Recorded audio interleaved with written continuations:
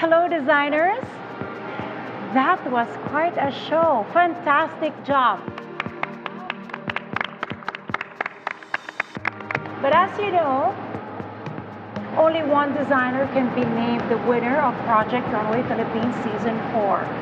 I wasn't scared at all because I love the contrast between our aesthetics. I do believe that mine is the most wearable, the most marketable. What's the point of being a designer if you can't sell your garments? Hindi ako natatakot na kung anong sabihin nila. Unlike kay Celine, ganito, unlike kay Jared. Kasi I have my own aesthetics. Ito lang yung pinanghahawakan ko. Ito yung kailangan ko ipakilala sa kanila. Malakas yung kutob ko na talagang aakyat ako because talagang yung gawa ko is gawa talaga ng mga totoong Pilipino. It's time to call out your models. One of your models is wearing the 13th look. It was one of your weakest designs through the season. You were asked to transform it into something different. Maybe we can start with you, Jared. Well, my collection tells the story about the life of the Blaans, from the art of beading to the art of weaving, na I don't use any material na nanggagaling or gamit ang mga latest technology. It was so evident how you celebrated your culture in the southern Philippines. This piece actually is one of my biggest favorites. But I'm not sure how wearable it is. Nung nakikita ko yung collection mo, to talagang tumindig yung balahibo ko. Nakita ko kung saan ka nanggaling at nakita ko kung saan mo dadalhin yung talento na binigay sa'yo ng Diyos. It was very moving, and one word that I kept on writing on my notes is it's inspiring. Tapos sabi pa nila, ikaw daw gumawa lahat ba? Ikaw nagtahi at ikaw rin ang gano? My goodness gracious. My God, I bow down to that. I have to say, I've never seen pinalak dance. That's actually one of my favorite fabrics. Pero believe ako, lalo na yan, no? Sa tabi mo. And what was your goal in doing this thing? I wanted to do an inspiration na parang gamit yung mga material nila into the highest form of art. You wanted to make it art. Ginigyan ko ng panibagong mukha yung ganung mga material. In the future, you can translate that same thing and put it in other fabrics. You don't have to be obligated to. I like the loyalty to the thing, but it's not real life. Congratulations, Jared. You know what? I got goosebumps watching your models walk down the runway. I felt at a certain point that it was too literal and too costumey. You know, I want you to be viable because you have so much talent. Now, may we hear from you, Celine? I was inspired by classic 1950s fashion, which is very feminine, Dior. To me, wearability and marketability is a very important aspect in fashion because at the end of the day, your clothes have to be able to sell. And that's something that's really important to me as a designer. How old are you again? I am 22. If this was a job interview, I would pack you up and hire you immediately. Because what you're saying is essentially what we all need. You have the complete package of what it takes to create a brand today. You were using a lot of the same fabrics, right? I have about 3 types of fabric. But kind of same feelings, a soft feeling. Yeah, there can be a lot more variety and all of that. But it's a good reference, the 50s, because when women were women, you're gonna have an amazing future ahead of you. This collection was a breath of fresh air. It's so clean, it's so polished. I have to commend you on the finishing, which is a big thing for me. What was interesting to me was how you transformed your weakest design into part of your collection. And if you didn't tell me, you would have fooled me. Why do I love your collection? I love it for its modernity, fluidity, ease of wear. I think every modern woman would want to wear, your pieces. My challenge to you, though, is how do you differentiate yourself from all the other designers out there? I didn't see anything new. There are a million other women out there who want to be designers. I think you'll make it, but push yourself a little further because I want to see more creativity from you. Even if, let's say, your silhouettes are been there, done that. What's going for you, Celine, is that you have a complete grasp of what fashion is all about. I can't say that I liked all your pieces, but it had great impact because it was a very solid collection. It was very cohesive. I do admit that femininity in design is very common. At the end of the day, that's what sells the most. You can't just make art and not sell it, you know? Ang pinaglalaban kasi dito yung vision eh. Hindi yung benta lang eh. Kasi nakikita ko na yun. Can we hear from you now, Joy? My inspiration is about World War. Kung ano yung feeling na nawawalan ng anak. Ano yung feeling na ibibenta mo yung anak mo. From the color palette into the silhouette. Hindi siya too much. Hindi siya yung sobrang literal. Then from the music, sobrang bagal nila. Sobrang lungkot din. Ano ba yan? Ang tagal niya. Nakakaumay. Gusto kong ma-feel yung ganong ano. Oo, na-feel nga Yun yung niya. gusto kong mangyari. O kailangan makikita yung story sa damit pa lang. Gusto ko yung garments ko, yung magsasalita para sa akin. You know, it's funny when you said the word umay. You know, you achieved it. Because when they were walking down and it was finishing, I turned to Raho and I go, nakakaumay. Seriously. I love the color combinations because they were so fresh and different. Not necessarily something I would wear, but it was really something that blew me away. I see strong inspiration from Japanese designers. I see you in that kind of field. I don't know how long you've been designing. How long? 2.5. 2.5 years na? Mariosa, you're the same age. Yes. Look at this. Two different Babies. takes, right? Throughout the season, you had a very strong point of view, and we all have seen it. It was very haunting and at the same time very soothing for me. What I laud you for as a designer, matigas ang ulo mo, you remained true to your principles. And you say that, no, this is who I am as a designer and this is what I want to express to the whole world. I really appreciate what you always do for us because you always make me think. And what I see is this sensitive soul. It's almost like a process of poetry. Singularly, when you look at your pieces, they're very diverse. And yet, when you collect them, it's almost like a symphony. Huwag ka umiyak dahil iyak din ako. Hindi ako lang. But the level of creativity that you've shown tonight is excellent. I cannot wait to see more. Congratulations. Which one was your favorite piece? Yung dalawang nagtatransform ko. Kasi parang ang tagal ko siyang I inisip. know. Paano But siya you know, you don't really need magiging all those gimmicks. At the end of the day, if somebody wants to wear it, one way is enough. Applaud you for trying, you know? Yung problema kay Joy, parang hindi na siya original. Kasi yung mga transformation, nagawa na ng mga Japanese designers yun. We've heard what you had to say. Now it's time for us judges to have a little chat. I was really happy that the judges fully understood what I was trying to put out there. I'm glad I didn't have to reiterate or like super explain. It's not even a bad thing, but the only sort of close to negative thing was what Apple said was when, you know, can you do more? Or I want to see you do more. Ang hindi ko na makalimutan is yung sinasabi nila sa akin na from the first challenge hanggang sa final, hindi ako nagpapapekto sa kanila. Like, ginagawa ko yung aesthetic ko, yung Joy Chicano. Okay, judges, the most difficult part, The most difficult Yep. ever. it's deciding who is most deserving of the winner of Project Runway Philippines Season 4.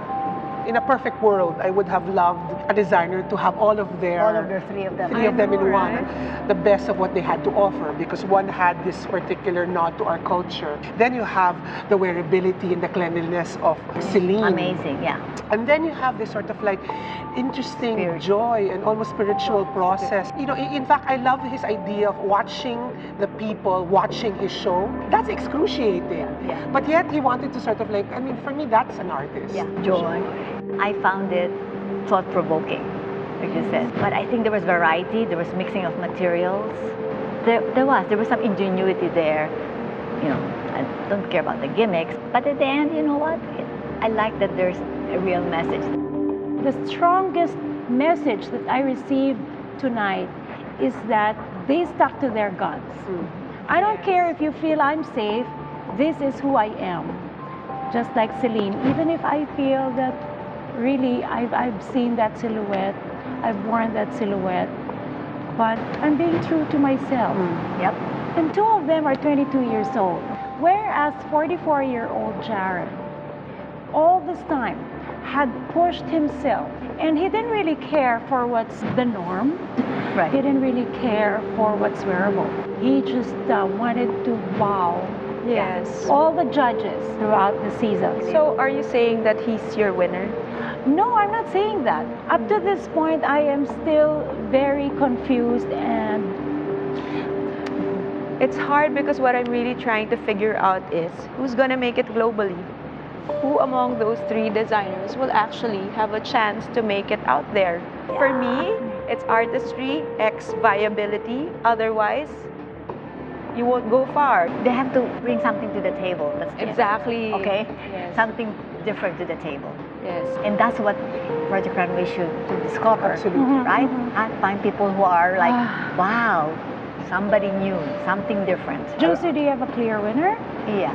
I think she does. Ako rin. Yeah. Oh my Lord. Okay, Oh God. we have to call them back out and announce the winner. It's time. It's time. The winner of Project Runway Philippines Season 4 has an amazing prize package. 250,000 pesos in cash for the grand prize. Another 250,000 pesos from Brother International to start their own fashion line, a fabulous trip for two to London, a fashion spread in Mega Magazine, a fashion game changer scholarship from iAcademy, 50,000 pesos worth of products from the Face Shop for the winning designer, another 50,000 pesos worth of products from the Face Shop for the winning model, and finally 100,000 pesos worth of products and services from the Ivy Institute for both the winning designer and the winning model.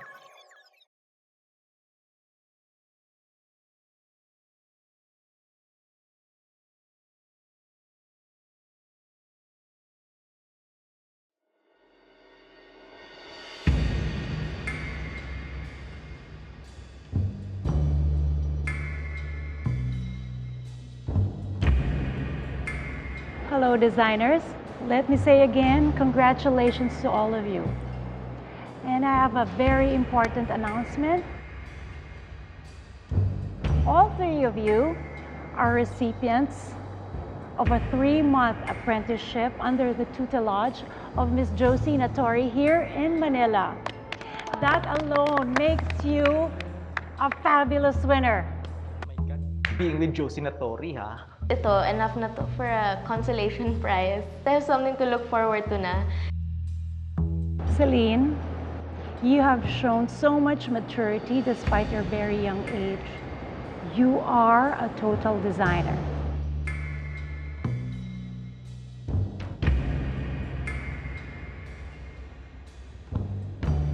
But sadly, we'll have to send you home.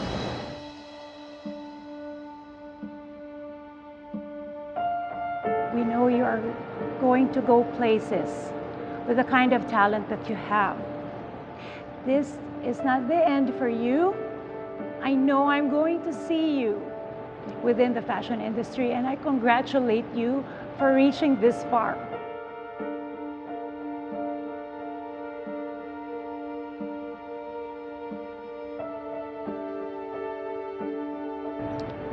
Thank you.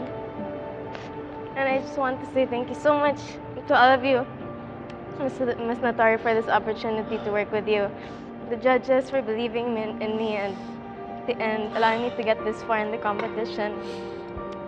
And I wish the last two finalists the best of luck because you both deserve it so much. And I'm so happy to be in the top 3 with you guys, and this is the best experience I have ever gone through. And I'll always remember this. So thank you so much.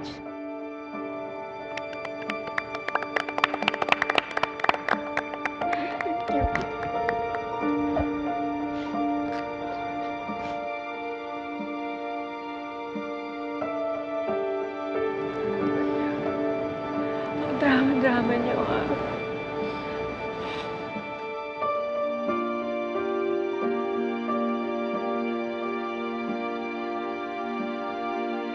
to hear it from them that I'm a total designer. I'm so glad that, that they were able to see who I am and I didn't have to tell them.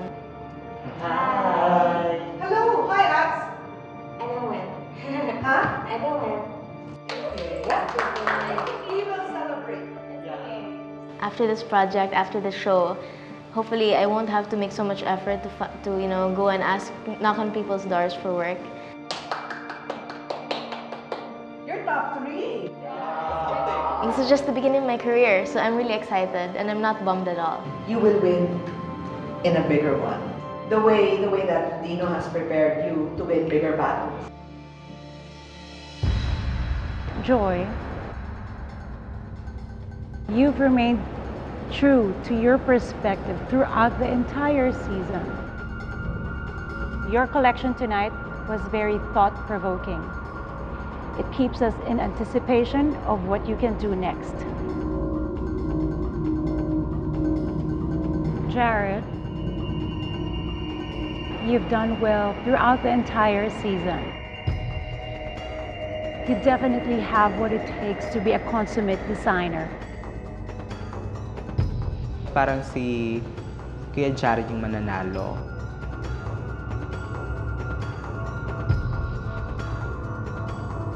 Deep in my heart talaga, gusto ko talagang manalo.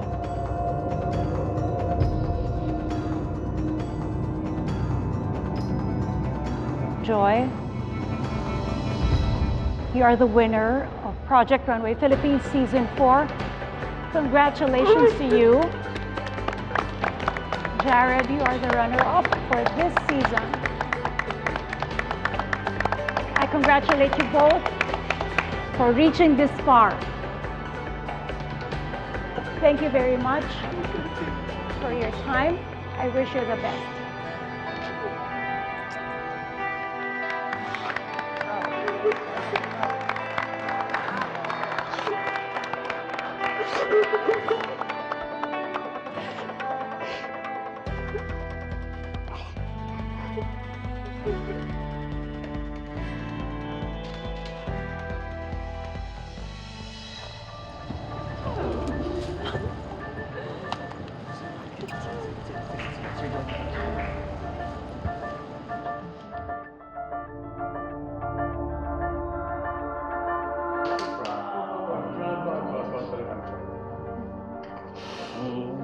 Sorry. No.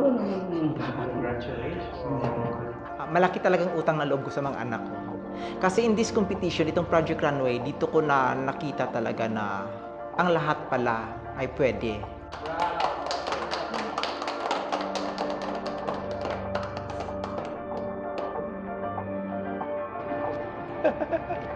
Congratulations, Joy. Oh, we feel your emotion.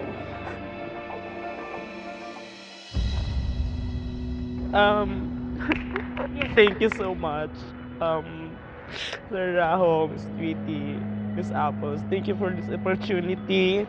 Na dami ako natutunan from weird to how to control yung sarili ko. Yung unang pumasok sa utak ko is yung parents ko. Kung nandito lang siya, ay nako, baka grabe yung iyak niya. Baka nga himatayin siya pag nalaman niyang ako yung panalo. Ang mother ko sobrang proud sa akin, no? Kasi wala sila dito, hindi sila nakapunta. Joy, make us proud. I mean, thank you, Sir Rahom. Thank you.